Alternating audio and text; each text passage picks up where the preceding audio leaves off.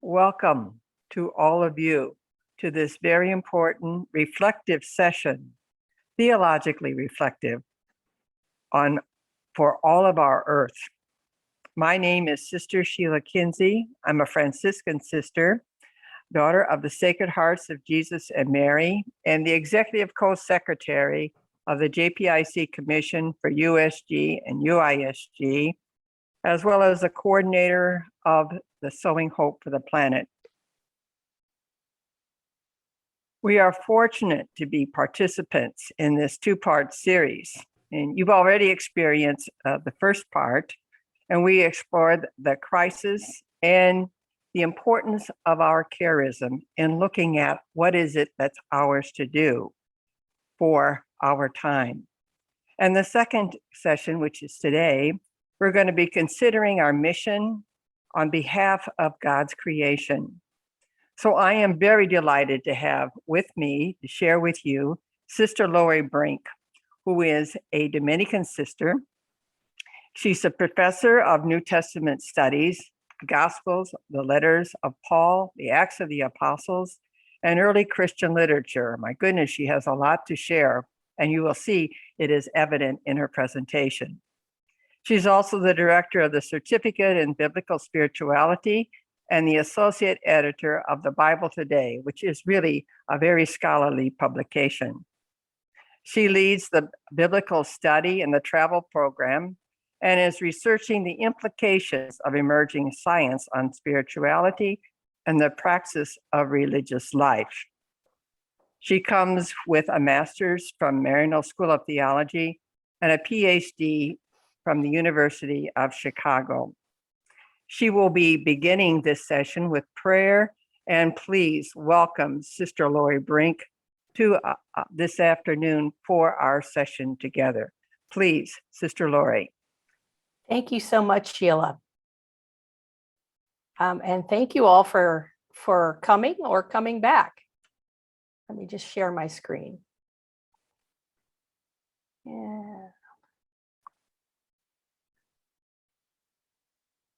Just a minute.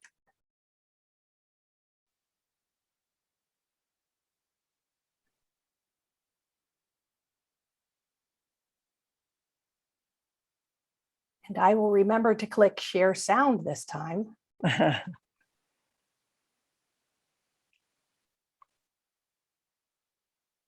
right, welcome, sisters, and I think I saw a couple of our brothers there as well. Let us begin with prayer. All-powerful God, you are present in the whole universe and in the smallest of your creations. You embrace with your tenderness all that exists.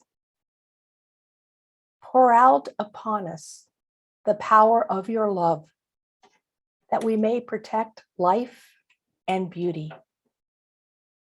Fill us with peace, that we may live as brothers and sisters, harming no one. O God of the poor, help us to rescue the abandoned and forgotten of this earth, so precious in your eyes.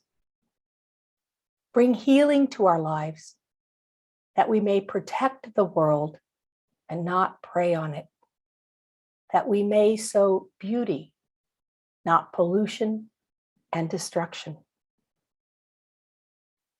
Touch the hearts of those who look only for gain at the expense of the poor and the earth. Teach us to discover the worth of each thing, to be filled with awe and contemplation, to recognize that we are profoundly united with every creature as we journey towards your infinite light. We thank you for being with us each day. Encourage us, we pray, in our struggle for justice, love, and peace. For those of you who couldn't meet with us on January 18th, welcome. At our last gathering, I left you with a bit of homework. I hope you had an opportunity to reflect on your charisms. But before we talk about them, let me remind us why we've come together today.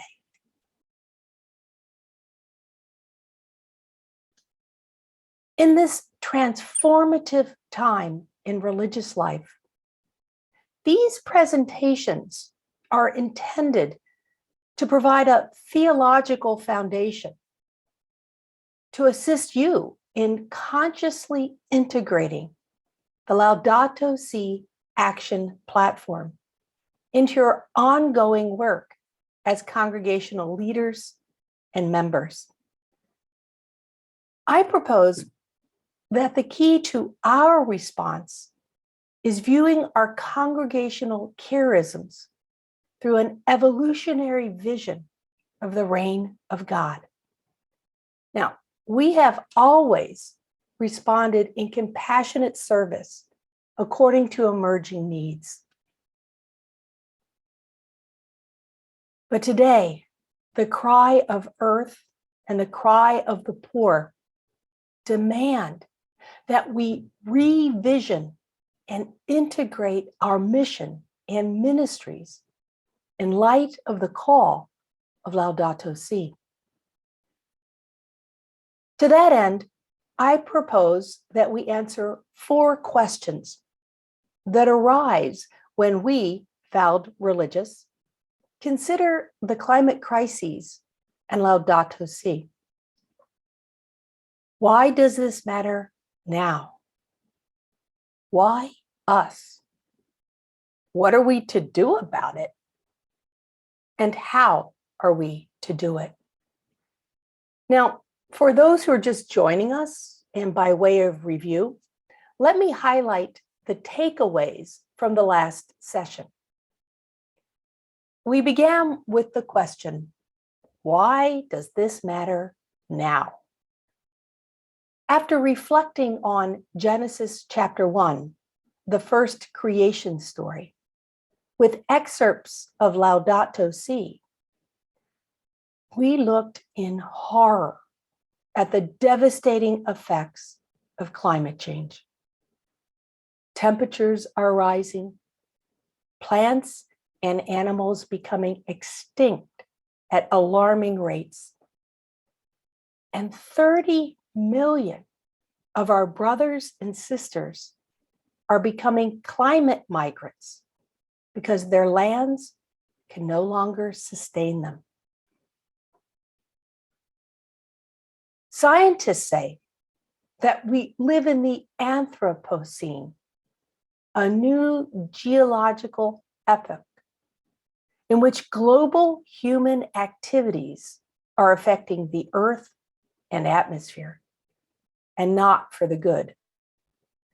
The Anthropocene is named after humans, anthropos, because it is a period of history in which we humans are having massive earth-changing impacts that are affecting our atmosphere, polluting our air, land, and water, even changing DNA through genetic modification. No wonder Pope Francis laments.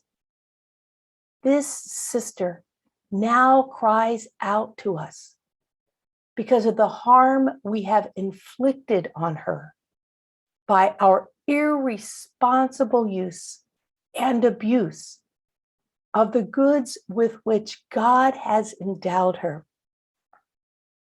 We have come to see ourselves as her lords and masters, entitled to plunder her at will.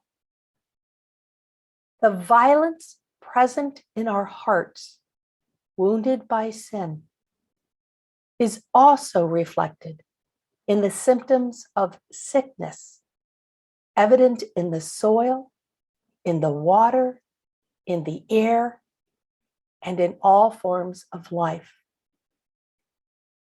This is why the earth herself, burdened and laid waste, is among the most abandoned and maltreated of our poor. She groans in travail. We have forgotten that we ourselves are dust of the earth. Our very bodies are made up of her elements. We breathe her air, and we receive life and refreshment from her waters.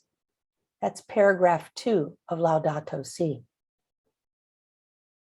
In light of this crisis, I argue that new theological thinking, drawn from new scientific discoveries, should lead to new modes of behavior. What we think about God should have implications for how we, as children of God, act and behave. And evolutionary biologist Julian Huxley argued, it is our destiny to act on behalf of the cosmos.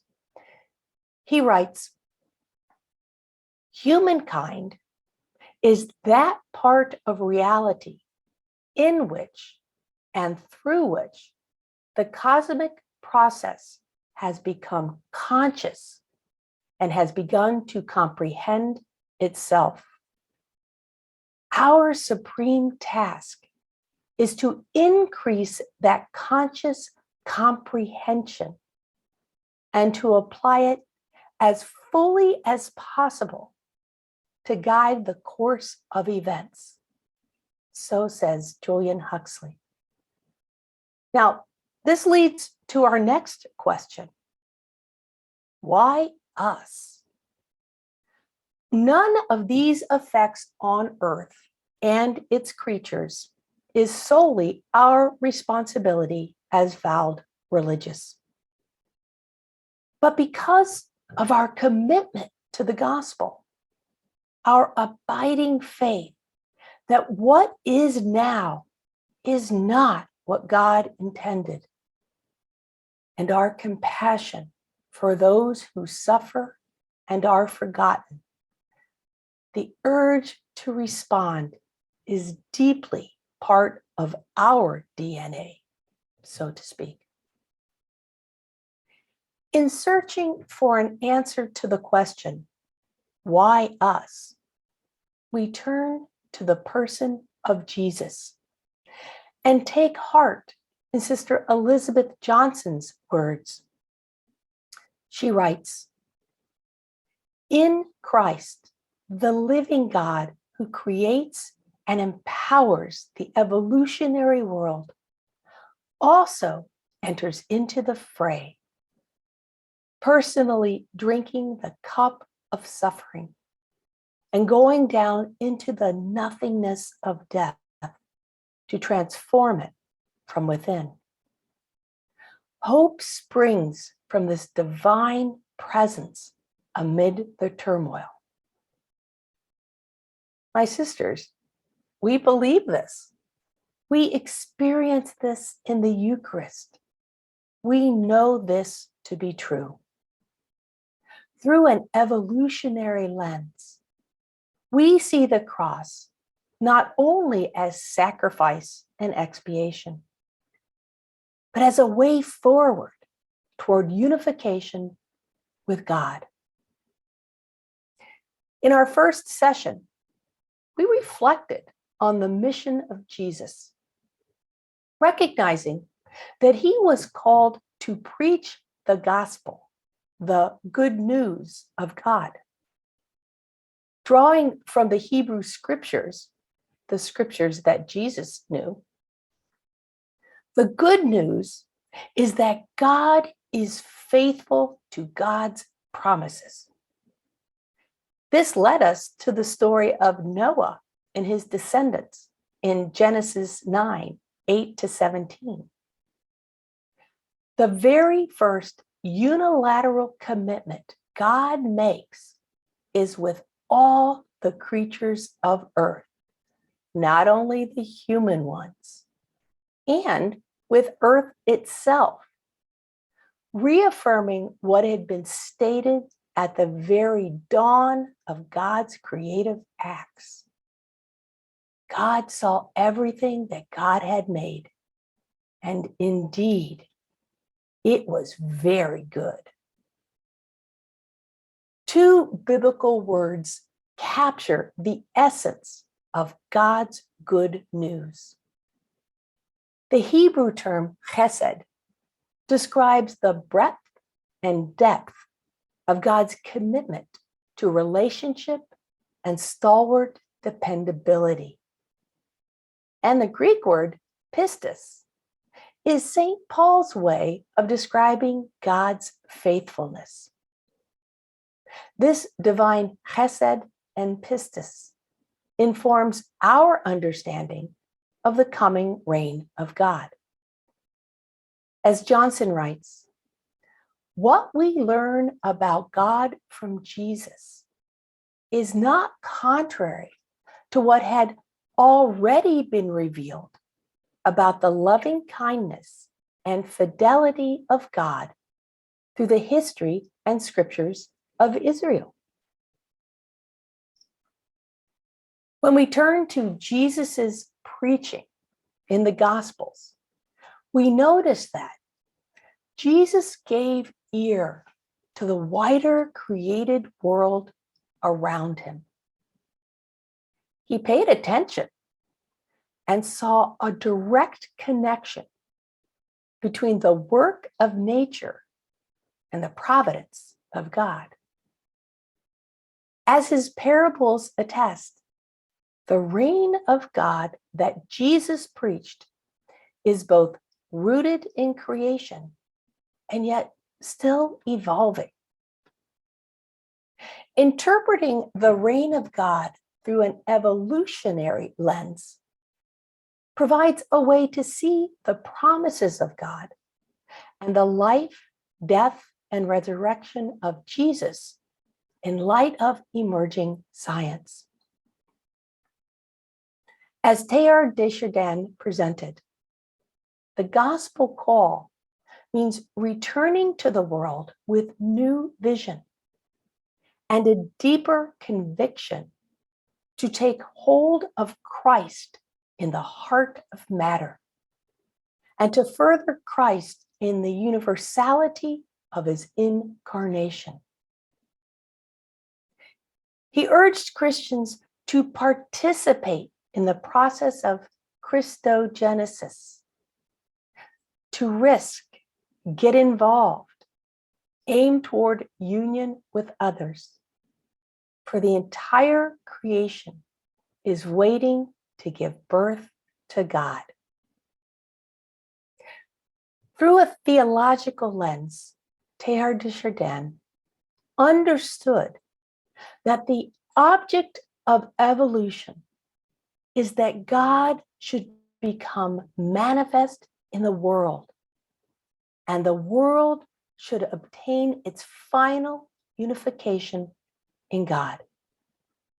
Only then is the reign of God complete.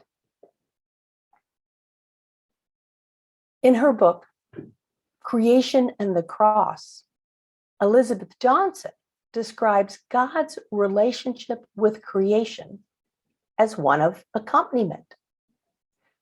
She writes, thanks to the evolution of life, human beings are genetically related in kinship to all other species on our planet. And this whole living community is composed of chemical materials available from debris left by the death of a previous generation of stars.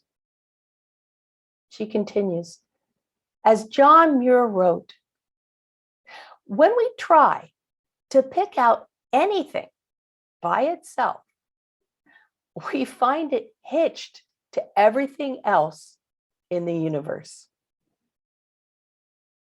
So when an early Christian hymn sings that Christ is the firstborn of all creation, and again, the firstborn of the dead, we can see not only the human dead, but the dead of all creation, every species included.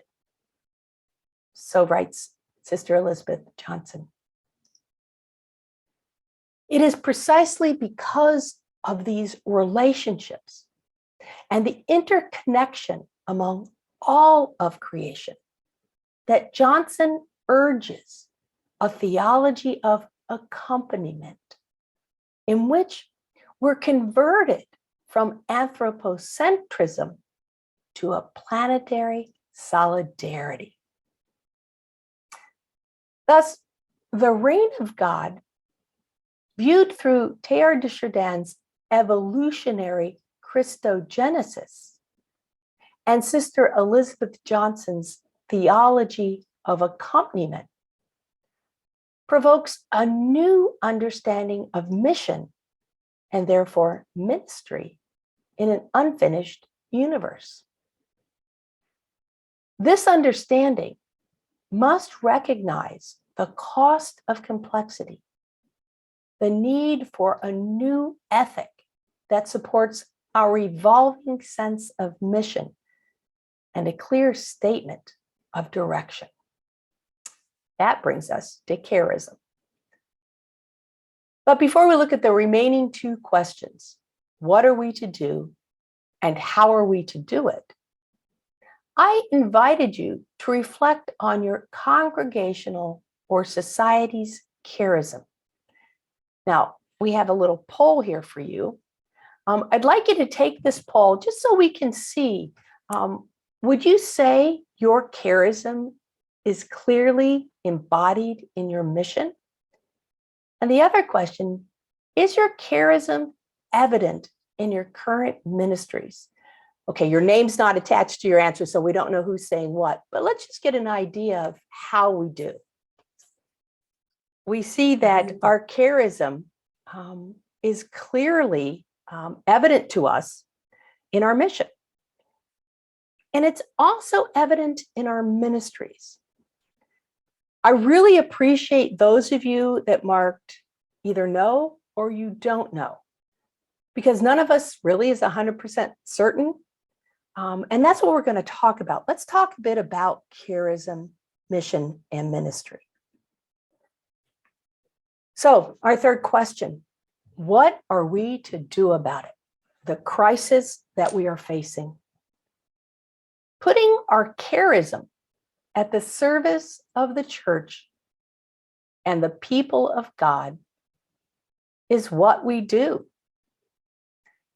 In the language of Vatican II, we women religious have taken to heart the call to respond to the signs of the times.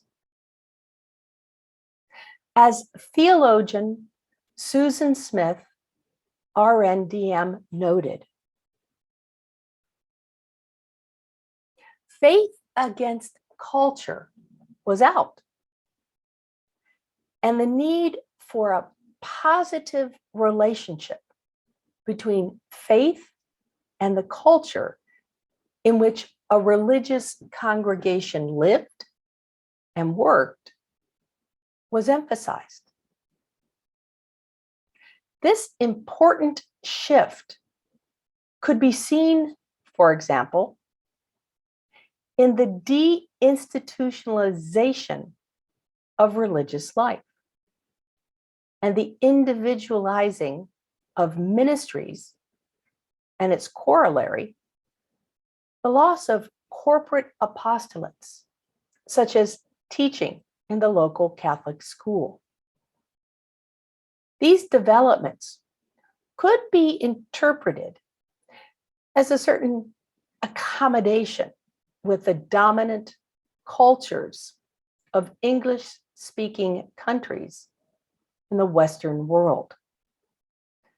Or, as most women religious did, a commitment to discerning and responding to the signs of the times.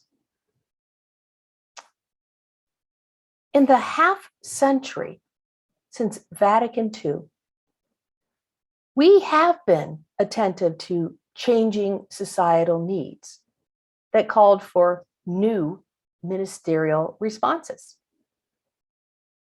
As educators, some of us moved from traditional school ministry into adult literacy, general educational development, or GED training, and prison ministry. Those congregations in healthcare who once operated large Catholic hospitals saw new needs and opened AIDS clinics, staffed mobile health clinics for the homeless, and created drug rehabilitation programs. As the needs of the people of God evolved, so did the sisters' response to meeting those needs. We've also attended to structural changes. Our sponsored institutions were given over to capable lay leadership in many situations. Our mother houses retrofitted to be more green and eco-friendly. Our understanding of membership broadened to include associates who desire to share in our mission. Many of us have continued our theological study, which I heartily encourage, broadening our interests to include interreligious dialogue, ecumenism, ecology, feminism, and the new cosmology. And we've even experimented with leadership structures, redefined local chapters, and broadened how we define community living. But have all of these been responses to the signs of the times? Or are some reactions to our declining and aging membership? Or is diminishment the new signs of the times?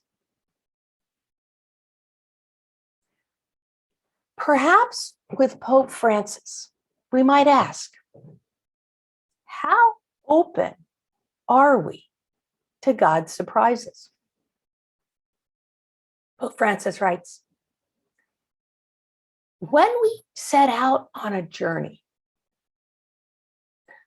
when we are on our path, we always encounter new things, things we did not know. And this should make us think, am I attached to my things, my ideas? Are they closed? Or am I open to God's surprises? Am I at a standstill? Or am I on a journey? Am I able to understand the signs of the times and be faithful to the voice of the Lord that is manifested in them? That from Pope Francis.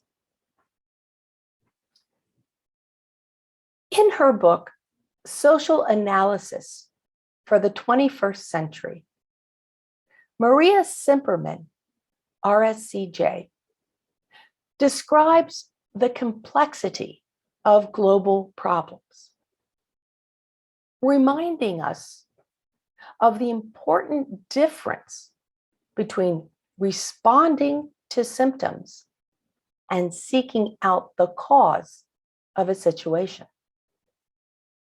The larger picture provides the context for complex underlying structures that give rise to the symptoms.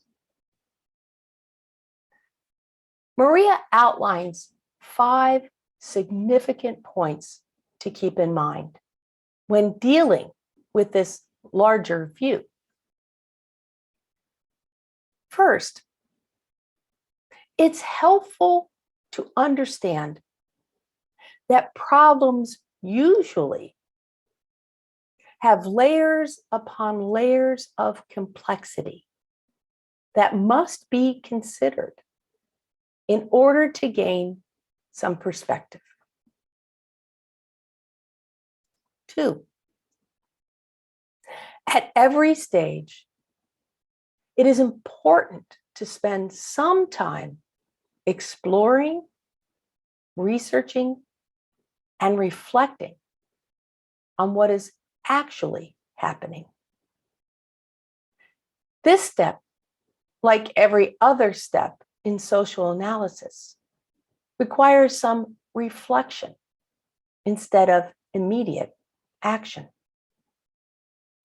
We must hold back from early action. 3, we need others working with us. In order to see a situation clearly, we must be attuned to as many of the layers of interrelationships as we can. And we do this best when working with others. 4, creating alternatives to a problem requires that we allow new insights to emerge and that we free ourselves to see different patterns. And finally, 5, at some point, we must act, even as other layers of response probably will emerge as we act. So that's Maria kind of setting out some principles to keep in mind. As we discuss our response to Laudato Si, let us keep in mind that mission, first, is complex and layered. 2, requires deep reflection. 3, necessitates interrelationship and collaboration.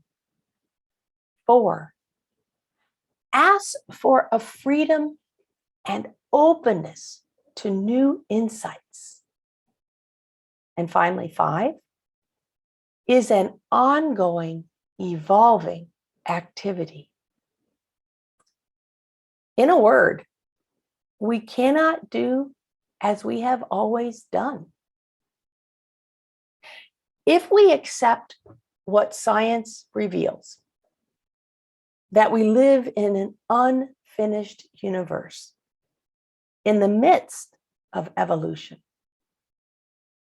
where at the very heart of matter is probability, not certainty, then our very structures, processes, and ministries must reflect our emergent reality.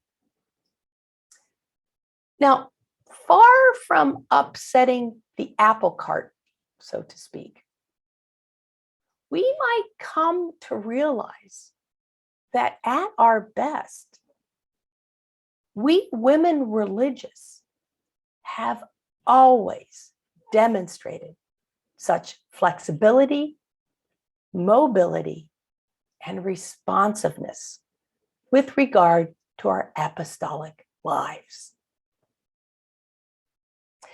In light of this evolutionary consciousness, our advancing awareness of our place in the cosmos and interrelationship with all creation,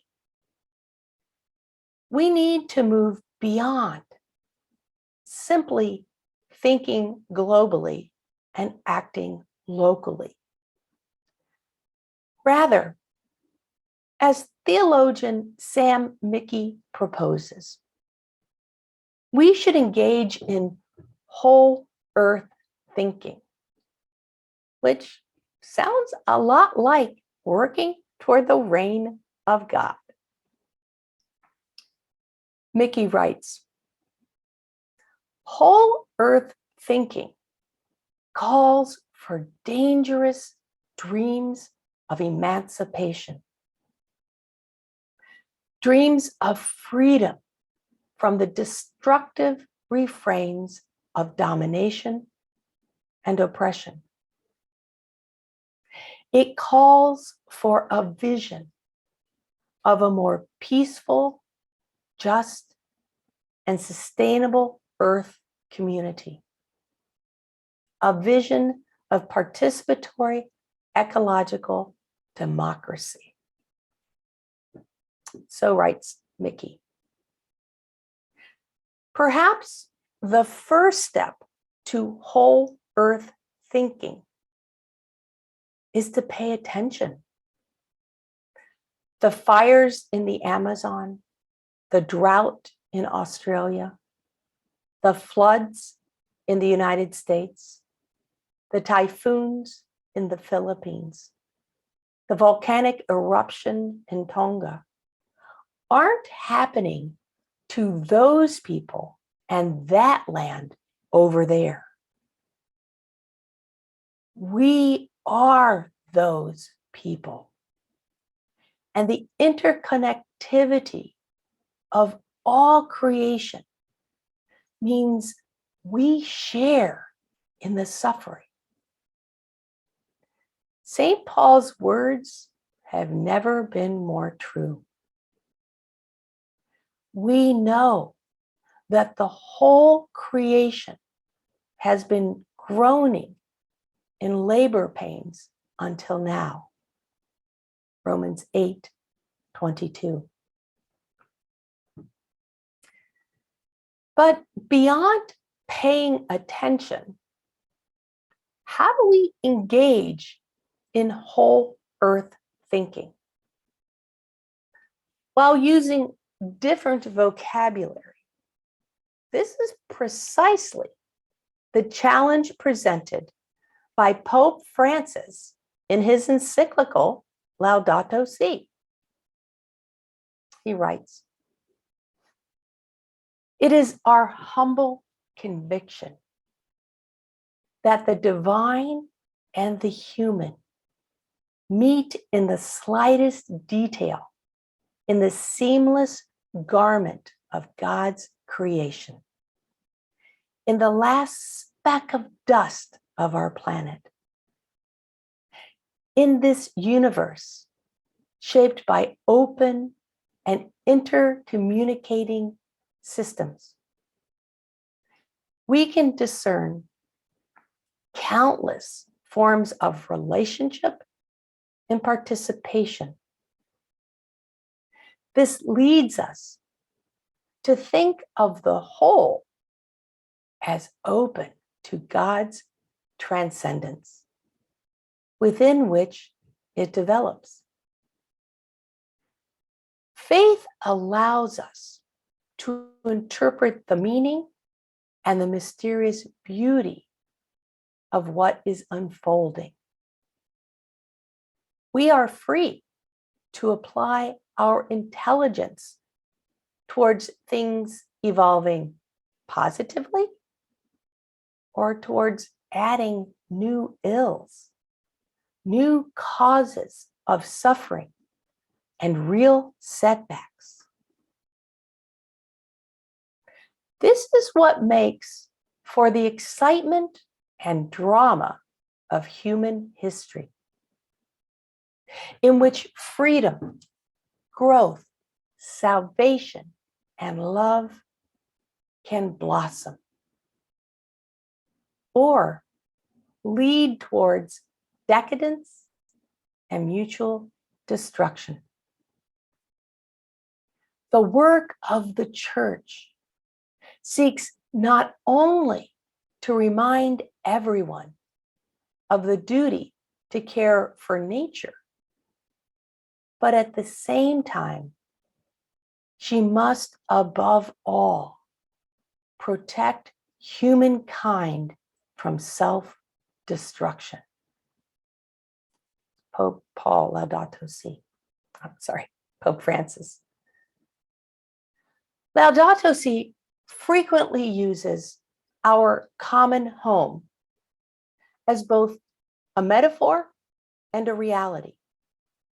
As Amy Herford, CSJ, writes, the term points to the deep unity of all creation and the important connection that we all share as part of the natural community. Drawing on the work of scientists and environmentalists, Pope Francis writes, we need only take a frank look at the facts to see that our common home is falling into serious disrepair. Hope would have us recognize that there is always a way out, that we can always redirect our steps, that we can always do something to solve our problems. Still, we can see signs that things are now reaching a breaking point due to the rapid pace of change and degradation. These are evident in large-scale natural disasters, as well as social and even financial crises. For the world's problems cannot be analyzed or explained in isolation. There are regions now at high risk. And aside from all doomsday predictions, the present world system is certainly unsustainable from a number of points of view. For we have stopped thinking about the goals of human activity. If we scan the regions of our planet, we immediately see that humanity has disappointed God's expectations. That's Pope Francis citing Pope John Paul II. So, sisters, whether we call it whole earth thinking or care for our common home, the natural evil that accompanies evolution and creation is being accelerated and amplified by rampaging social and moral evil. It is not only Pope Francis who urges action. Earth itself cries out. These situations have caused Sister Earth, along with all the abandoned of our world, to cry out, pleading that we take another course. Never have we so hurt and mistreated our common home as we have in the last 200 years. Yet we are called to be instruments of God our Father, so that our planet might be what God desired when He created it, and we correspond with His plan for peace, beauty, and fullness. Laudato Si, paragraph 53. In the 19th and 20th centuries, the emergence of apostolic women's religious congregations was a direct response to the crises of the Industrial Revolution, immigration, illnesses, and wars. A response filtered through a particular theology of religious life. Some 200 years later, our theological understandings have changed. The needs diversified, and religious life itself is in the midst of transformation. Still, the manner of meeting those needs calls for commitment, flexibility, and creativity. As Pope John Paul II encouraged,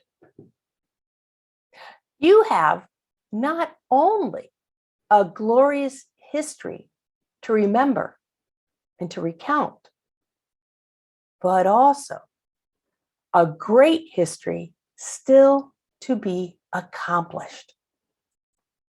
Look to the future, where the Spirit is sending you in order to do even greater things.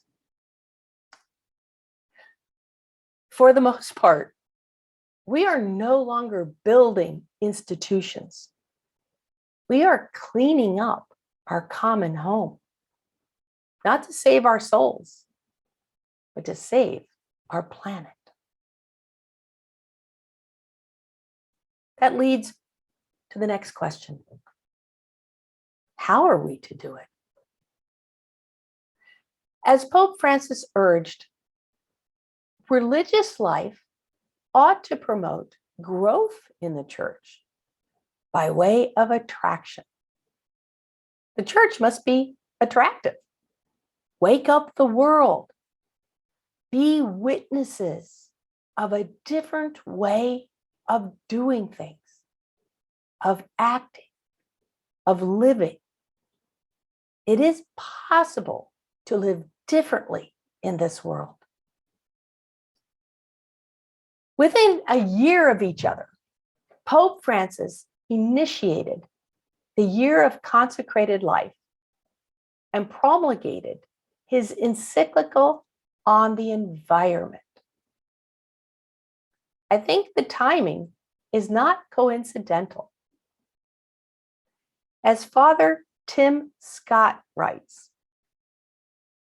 Laudato Si constitutes an invitation for vowed religious to respectfully and courageously enter into a dialogue with other persons of goodwill.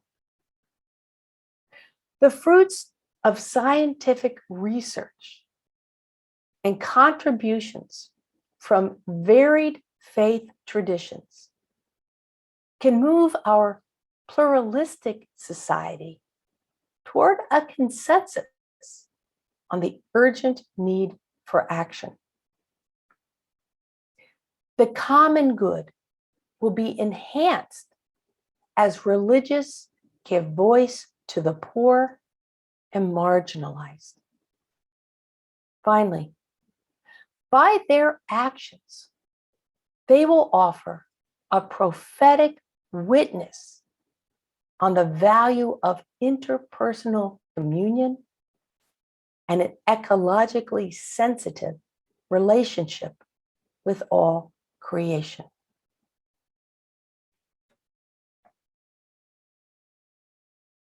With Laudato Si, the mission of God, the mission of the church, and the mission of religious are now consciously tied to the care of our common home. As professor of Catholic theological ethics, Sister Dawn Notwer, OSF, writes, mission clarification requires knowing the God of all creation. Mission motivation originates in humans knowing their true identity as ones loved by God within and through creation. Mission correction consists in heeding revelation from the book of creation. She adds, the point is that gospel salvation includes human well-being and the well-being of all of creation. What does a mission of accompaniment look like in an evolutionary, unfinished universe? Whom or what do we accompany?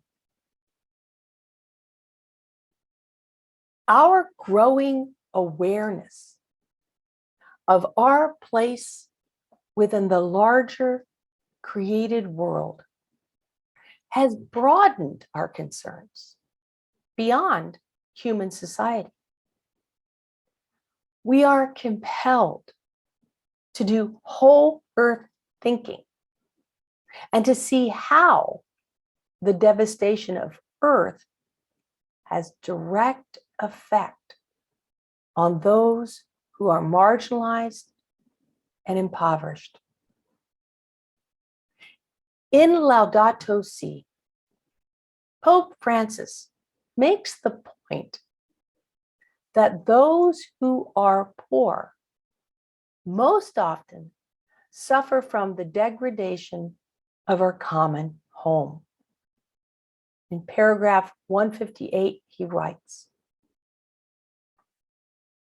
in the present condition of global society, where injustices abound and growing numbers of people are deprived of basic human rights and considered expendable, the principle of the common good immediately becomes, logically and inevitably, a summons to solidarity and a preferential option for the poorest of our brothers and sisters.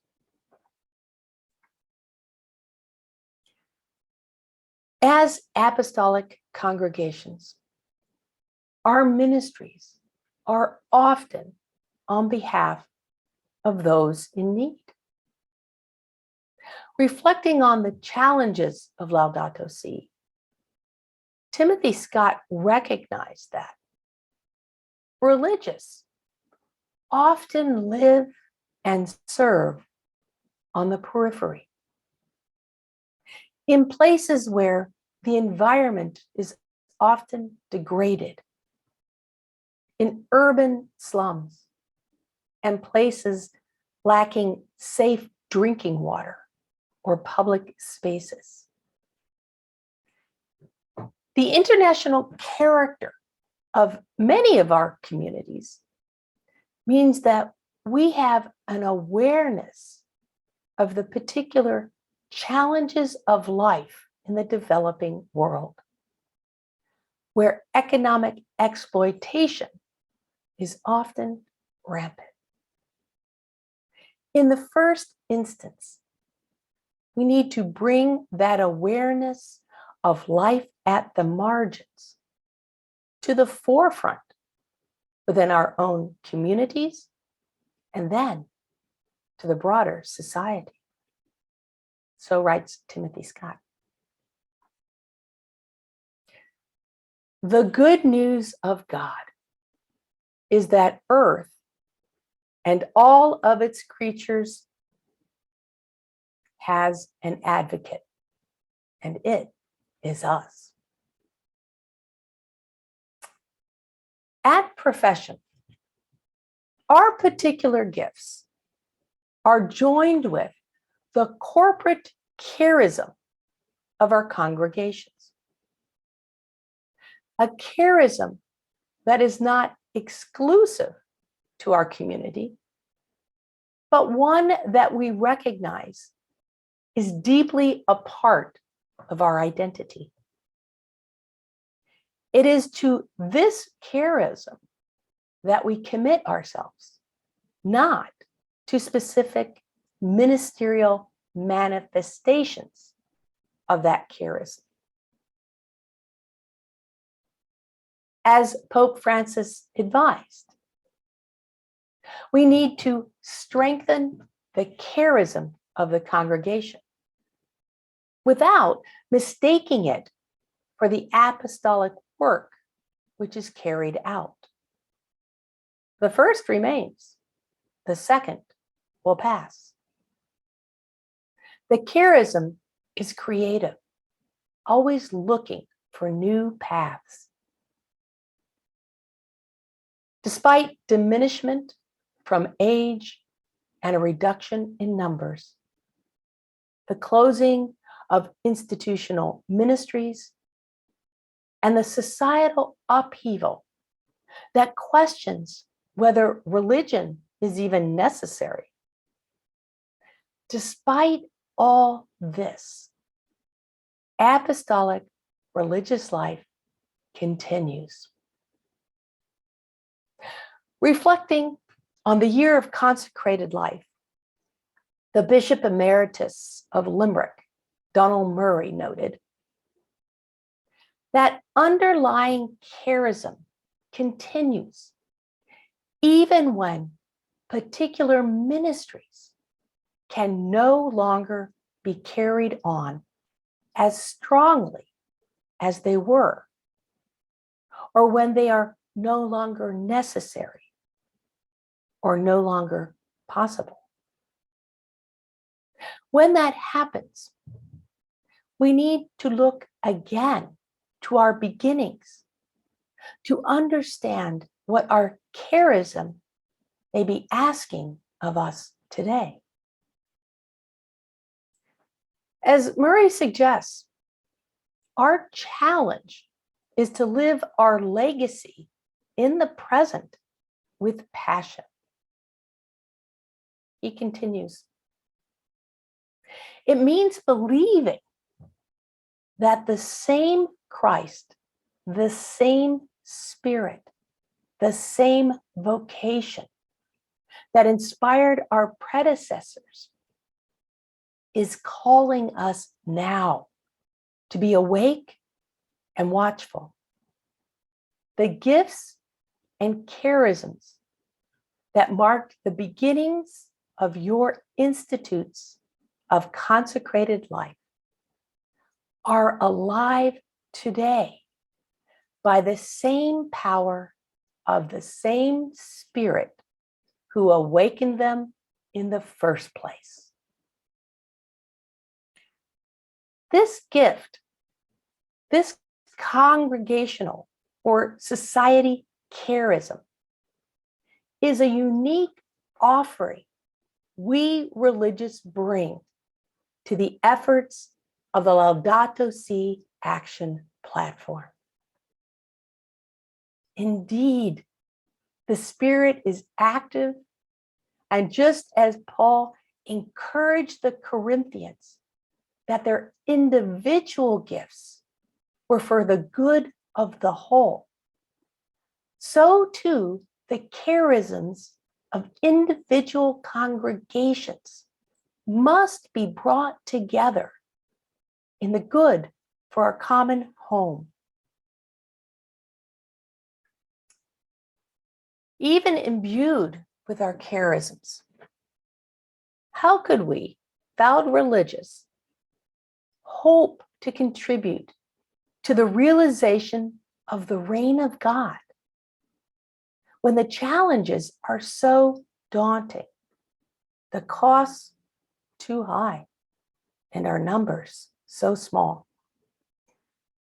Jesus seems to have anticipated our question with an insightful parable. The kingdom of heaven is like yeast that a woman took and mixed in with 3 measures of flour until all of it was leavened. Sisters, we are no longer the foot soldiers of the church, an army of sisters and brothers marshaling students into parochial classrooms. Nor do we need to be. Rather, as Jesus argued, we are to be leaven. And as the leaven is mixed with flour, we are to join our efforts with others. Speaking about the year of consecrated life, Pope Francis stated, "I also hope for a growth in communion between the members of different institutes. Might this year be an occasion for us to step out more courageously from the confines of our respective institutes and to work together at the local and global levels on projects involving formation, evangelization, and social action. This would make for a more effective prophetic witness. Communion and the encounter between different charisms and vocations can open up a path of hope. No one contributes to the future in isolation by his or her efforts alone, but by seeing himself or herself as part of a true communion, which is constantly open to encounter, dialogue, active listening, and mutual assistance. Such a communion inoculates us from the disease of self-absorption. Collaboration among religious institutions is not new. Look at the very roots of the UISG. From the outset, the purpose of UISG was to create an international forum, a way for women religious to be in dialogue with each other, with the church authorities, and with global organizations. Another example that is close to my heart, following Vatican II, a remarkable collaboration among religious communities of men led to the creation of Catholic Theological Union in Chicago and Washington Theological Union in DC, both schools of theology and ministry that served multiple congregations. In 1982, the Justice, Peace, and Creation Commission was jointly established by the USG and UISG.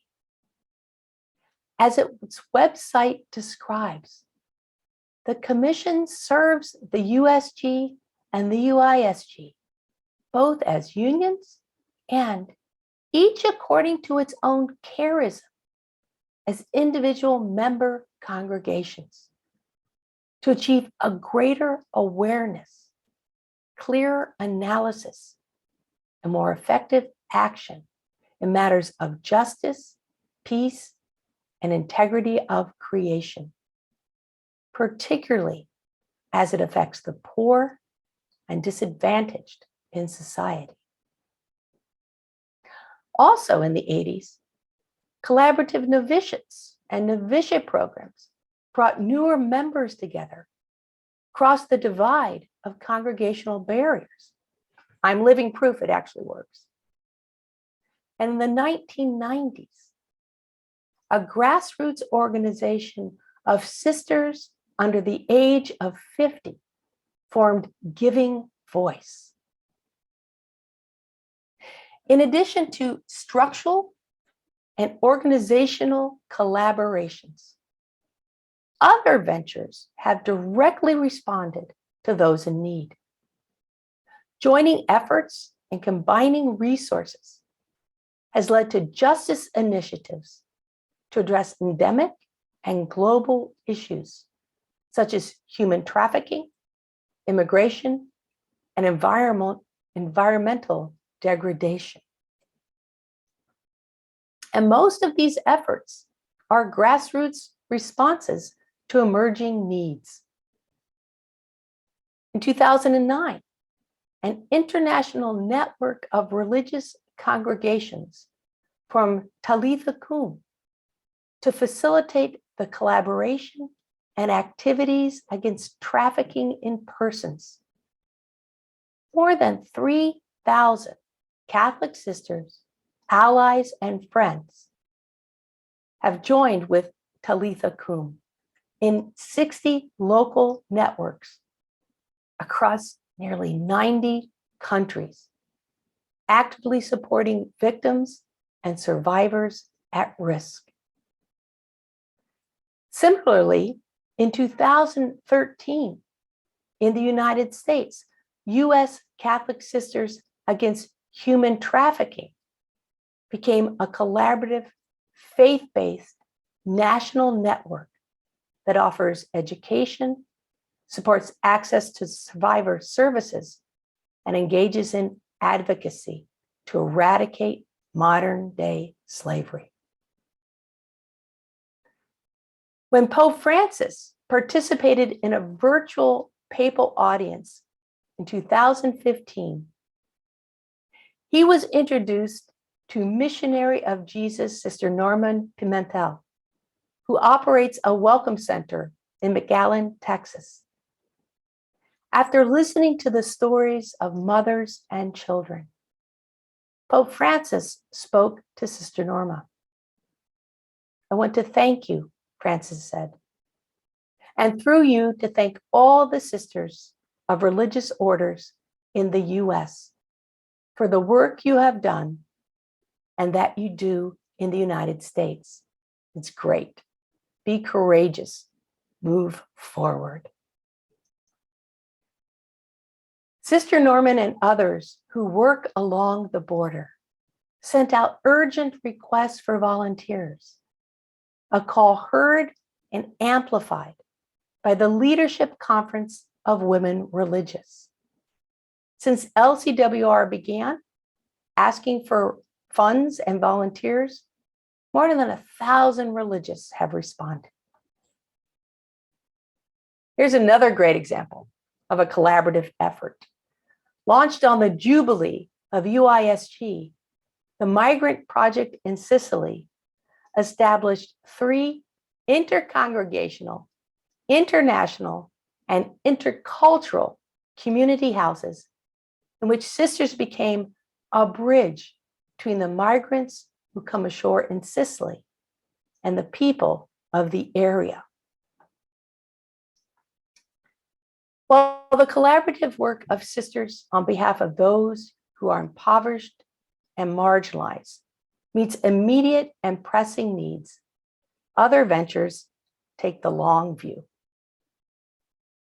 Before the Laudato Si Action platform, in 2018, UISG initiated Sowing Hope for the Planet, a project in which every sister whose congregation is a member and their connections are provided with an opportunity to make a difference in care of our planet.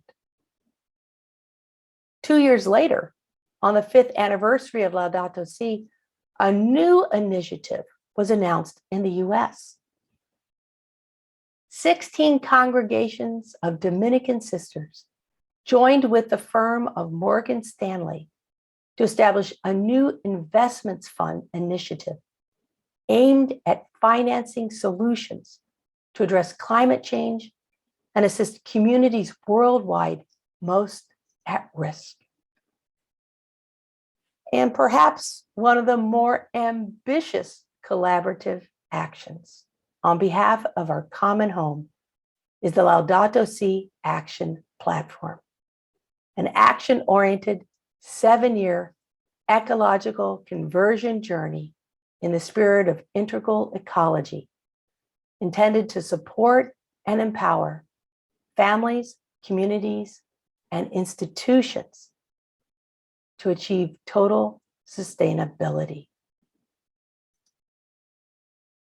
Pope John Paul II stated, "We have a great history still to be accomplished."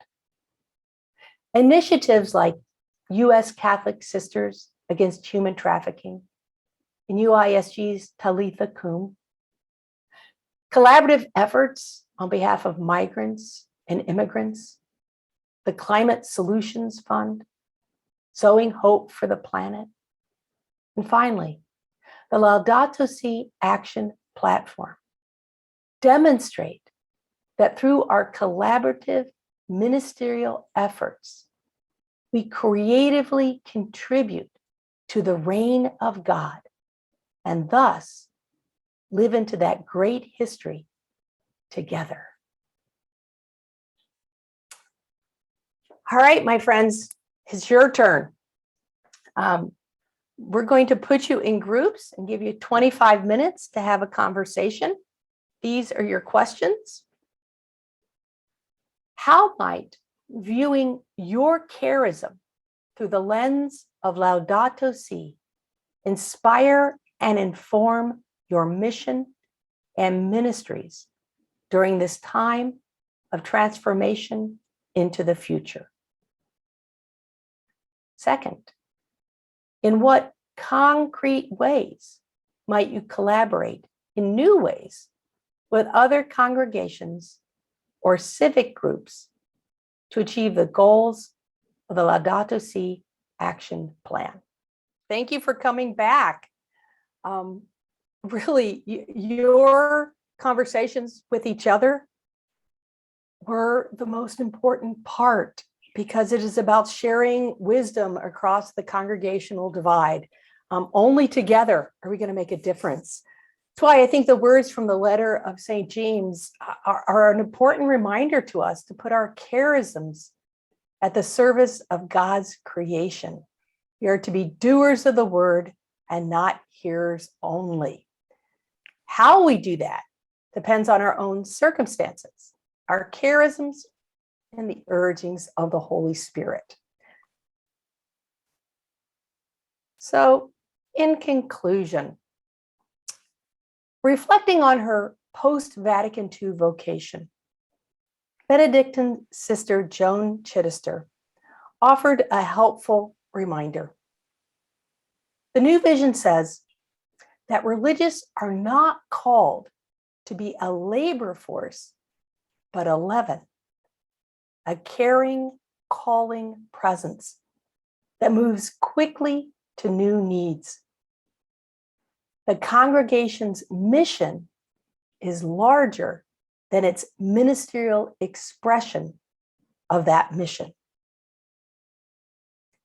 And that mission, as proclaimed by Jesus of Nazareth and continued by the church, is to work toward the realization of the reign of God, precisely because we live in an unfinished universe.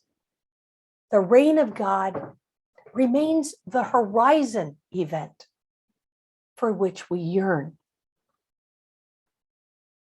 An emergent vision of mission and ministry for an unfinished universe follows its own timeline. But the reality of death and suffering as an effect of evolution and as a result of human sin reminds us that there is work to do today. Laudato Si becomes a charter. I think I'm one ahead of myself. Laudato Si becomes a charter that redirects and integrates our efforts so that mission moves from a solely anthropocentric concern for evangelization and conversion to an inclusive cosmic accompaniment, care, and advocacy for all creation. The how of our ministry is directly related to the particular charism gifted to our congregation or society by the Holy Spirit. A charism most readily seen in our founders and foundresses, but no less evident in our members today.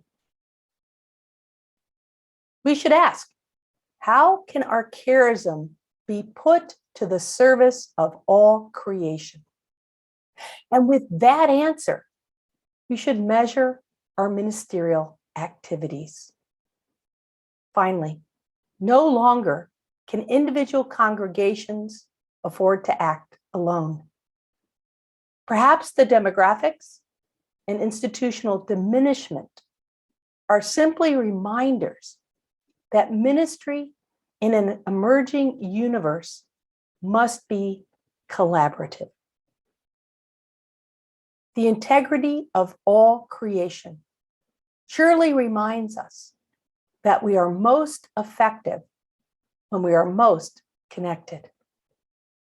We must prayerfully and critically consider where the mission of God, our congregational charisms, and the needs of our common home intersect. Indeed, this is ours to do. Let me pause there. I have a closing video, but before we go to that, there's two things. One, okay, this is a bit self-serving. The material I presented to you is a chapter in a book that was literally just published. It's still hot off the press. And the publisher has been gracious enough to offer the participants of this program a 30% discount on the ebook. I figured many of you are international, so the ebook might be easier for you. To get it, all you have to go to litpress.org, and the promotion code is telling30. So you might find this work helpful in your ongoing renewal within your own communities. And now I'd like to turn it over to Sheila, who got some pieces of wisdom to share with us.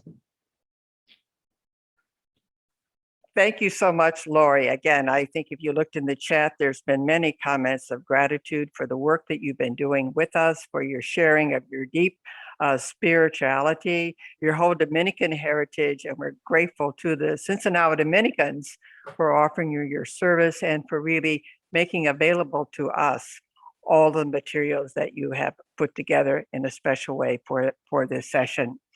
They will be available through UISG, but also on Sowing Hope for the Planet, which we will want you to take advantage of and see that the information is there for you to use and to share with others. I'd just like to put a context together for you regarding the place that we're going, Sowing Hope for the Planet.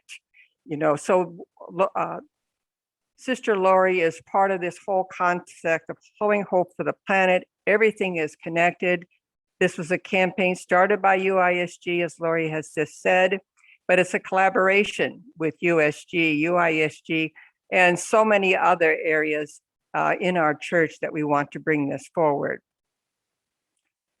There is this commitment made by acclamation by the Superior Generals at the plenary meeting, in which they made a commitment, both personal and communal conversion, to move forward together in an orchestrated manner, to listen to the cry of the earth and the cry of the poor, to be instruments of hope in the heart of the world. And so you heard that same message with important theological basis coming from Laurie. And then the Executive Council of the men's religious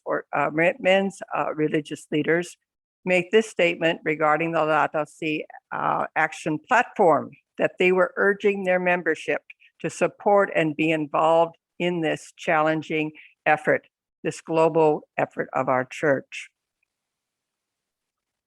And there is a framework out of which we are really offering this Sowing Hope for the Planet. Look at what's happening in our home. Laurie certainly brought that there. The theology of creation, very well reflected together with Sister Laurie.